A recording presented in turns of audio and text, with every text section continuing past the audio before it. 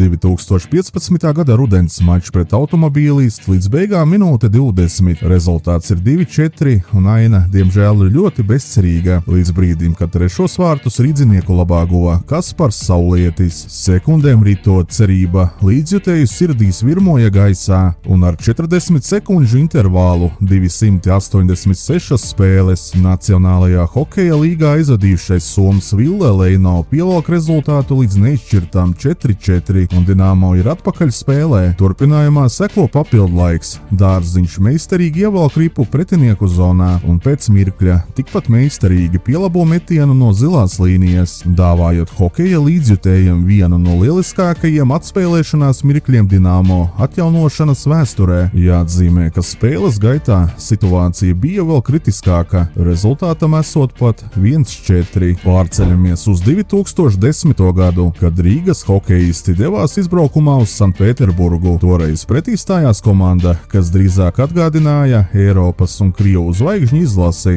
kā sastāva kopējā pieredze Nacionālajā hokeja līgā mērama prātam neaptveramās 7042 spēlēs. Mājinieku rindās spēlēja tādi grandi kā Jevgeņijs Nabokovs, Danils Markovs, Sergejs Zubovs, Maksims Afinogenovs un Aleksejs Jašins kombinācijā ar labākajiem Eiropas leģionāriem. Aizraujošām vārtiem bagātā trilerī pamatlaiks noslēdzās ar neizšķirtu 4-4. Viss sākās ar maistro Sanda Ozuliņa spēcīgo šķēlienu no zilās līnijas pa skā vārtiem. Tur teicami nospēlēja Jānis Sprūgts, kurš ar savu augumu un pozīcijas izvēli paveica produktīvu darbu, neļaujot pretinieku aizsargiem un vārtsargam situāciju kontrolēt. Pirmais pie atlēkušās ripas izrādījās Saša Nižvijs, kurš pārliecinoši ar precīzu pieskārienu aizsūtīja ripu pretinieku vārtu tīklā. 2014. gada janvāris. Arēnā Rīga. Saspringta cīņa pret Novokuzņeckas Metalurgu. Spēles izskaņa rit uz nažiem un tikai pateicoties zviedru vārtsarga Mikaila Telkvista meistarībai vārtos, rīdzinieki pamatlaika pēdējā minūtē nepaliek sausā. Overtaims sākas zibenīgi. Jau pirmajās sekundēs Miks Indrašis viduszonā uztver melno kaučuku un ar sev raksturīgo spēli ielaužas pretinieku nometnē. Ar savu aktivitāti viņš piesaista divu aizsargu uzmanību, taču pielietojot izcilu perifēro redzi, pamana brīvo Polu Šehuru. Seko precīza piespēle dinamikā, zibenīgs Šehuras metiens un ripa atrod vietu rāmī. Arēnā Rīga eksplodē pozitīvas vibrācijas, meistaru saspēle un Telkvista drošā aizmugure dāvā rīdziniekiem kāroto uzvaru.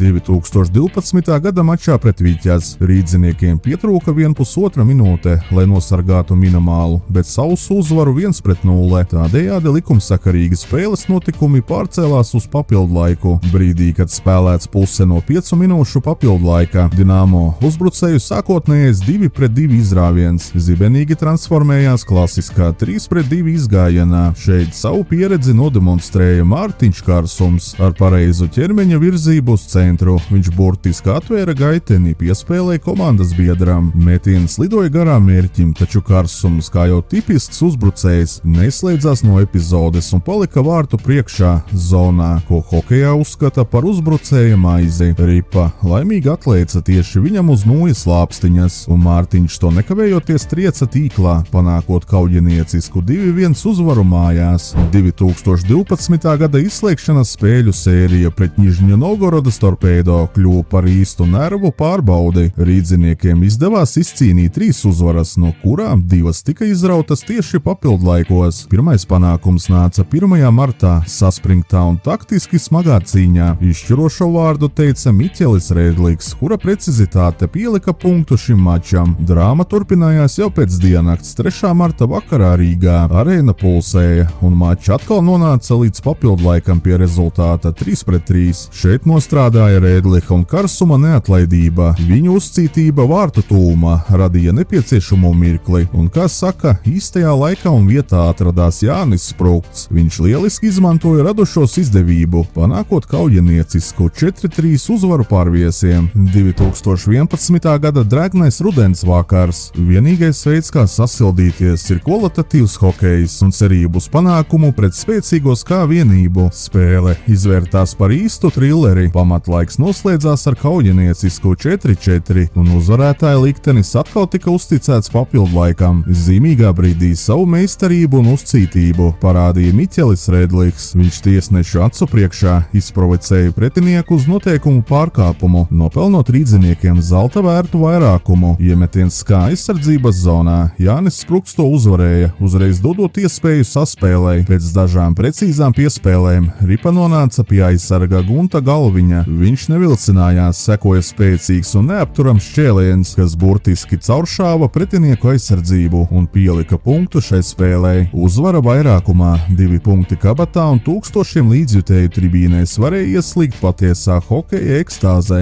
Ja 2012. gadā pret Torpēdo Rīgas dinamiešiem izdevās sērijā izraut ar gaļu 2 vitāli svarīgas uzvaras overtaimā, tad gadu iepriekš pret Oļega Znaroka un Harija Vītoliņa vadīto Maskavas Dinamo tas izdevās veselas 3 reizes, un kas interesanti, šīs uzvaras tika izcīnītas ar identisku rezultātu 2-1. Sērijas pirmais mačs Maskavā 23. februārī uzreiz lika saprast, ka šī būs rakstura cīņa. Toreiz par negaidītu varoni kļuva aizsargs Oskars Cibuļskis, kura precīzais metiens papildlaikā apklusināja vietējo publiku un deva rīdziniekiem psiholoģisku pārsvaru. Nākamais cēliens pārcēlās uz Rīgu. Pie rezultāta 1-1 Lauris Dārziņš meistarīgi ievilka Ripu zonā, piesaistīja sev aizsargu uzmanību un izkārto ideālu pozīciju metienam Krišjānim Redlikam, un viņš nekļūdījās, parādot, ka šajā sērijā nervi stiprāk ir tieši mūsējiem, taču kulminācija tika sasniegta 3. martā. Papildlaikā savu vārdu teica Jāņa Sprukta maiņa. Pēc abrīnojami saskaņotas saspēles izšķirošo punktu sērijai pielika pats Sprukts. Tajā brīdī emociju vilnis bija tik jaudīgs, ka šķita arēnas jumts tulīt tiešām pacelsies gaisā, kurš gan spētu aizmirst leģendāro Rīgas Dinamo atspēlēšanos Mitišos pret vietējo Atlantu. Spēles vidū rīdzinieki atradās bezcerīgā iedzinēja lomā ar 0-4 un šķita, ka mača liktenis ir izšķirts, taču pēc Mārtiņa Karsuma gūtajiem vārtiem cīņa ieguva pavisam citu jaudu. Sākās pamatīga apšaude kā mežonīgajos rietumos no abām pusēm, kas pamatlaika izskaņā rezultējās ar abrīnojumu neizšķirtu 5-5. Tad pienāca papildlaiks un Laura Dārziņa uznāciens. Viņš savā dzimšanas dienā nolēma uzdāvināt sev un visai Latvijai ko neaizmirstamu. Saņēmis Ripu savā zonā, Lauris ne tikai vienatnē to nogādāja uzbrukumā,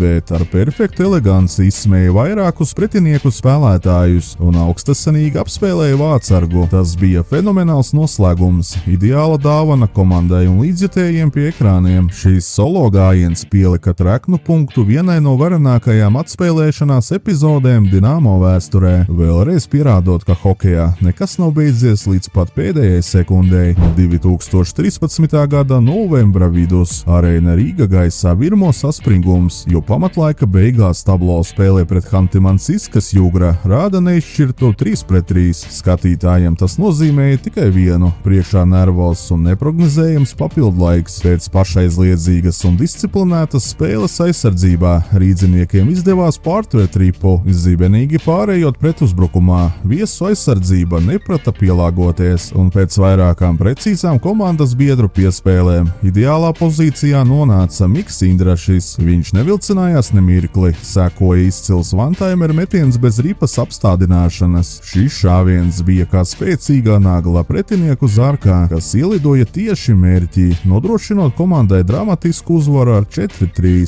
Šī spēle nesa sev līdzi īpašu intrigu. Pretinieku nometnē ne tikai leģendārais treneris Oļegs Znaroks, bet arī mūsējie Kaspars Daugaviņš un Mārtiņš Kārsums. Tieši šis latviešu tandēms norganizēja vienīgo vārtu gūmu Spartaka labā. Likumsakarīgi, ka pamatlaiks noslēdzās ar neizšķirtu 1-1 un drāma pārcēlās uz papildlaiku. Izšķirošajā nogrieznī Dinamo aizsargs ar asu piespēli laukuma centrā atrada Kārteru Eštonu. Ripa nedaudz atleca no viņa nūjas slāpstiņas, un tajā mirklī Spartaka vārtsargs Nikita Bespālaus pieņēma drošu lēmumu pamest vārtus un mēģināt Ripu pārtvert, tomēr Eštons neapjuka un bija veiklāks. Brīdī, kad šķita, ka kontrole ir zaudēta, viņš meistarīgi ar vienu roku paspēja ievirzīt Ripu tukšajā vārtu rāmī. Šis akrobātiskais un neatlaidīgais gājiens pielika punktu spēlei, dāvājot rīdziniekiem smagi nopelnītu uzvaru papildlaikā.